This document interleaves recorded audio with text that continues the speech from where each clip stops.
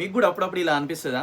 నాకైతే ఈరోజు అనిపించింది. సో నేను షేర్ చేసుకోవాలనుకుంటున్నా. చిన్నప్పుడు ఎట్లుంటుండే, మనం ఎంత తీట పని చేసినా ఎవ్వరు ఏమనపోతుండే. మన మమ్మీ డాడీ పొద్దున మనల్ని లేపి రెడీ చేసి టిఫిన్ బాక్స్ పెట్టి మంచిగా బస్ ఎక్కితుండే స్కూల్కి. మనం స్కూల్ అయిపోగానే ఏం చేస్తుండే, మంచిగా బ్యాగ్ పడేసి డైరెక్ట్ గ్రౌండ్ కురుకుతుండే బ్యాట్ బాల్ పట్టుకొని.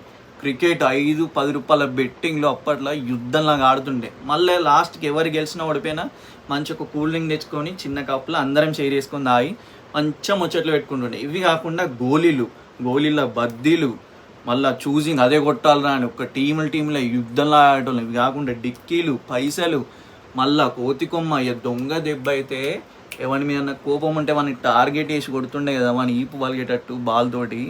మళ్ళీ ఇది కాకుండా హైడ్ అండ్ సీక్, దావుడు మూతలు ఆడ అయితే ఒకరికి ఇంట్లో ఒకరికి పోయి మళ్ళీ ఎక్కడెక్కడో జాక్కుంటుండే. అప్పుడప్పుడు కొంతమంది అయితే దొరకపోతుండే, రాత్రి ఆడుతుండే మళ్ళీ మనం. ఇవన్నీ నాకు సడన్గా ఇవాళ స్ట్రైక్ అయినాయి. మీకు కూడా ఎప్పుడన్నా ఇట్లా అనిపిస్తుందా? మీకు కూడా అనిపిస్తే ఈ వీడియోలో కామెంట్ చేయండి, ఓకేనా?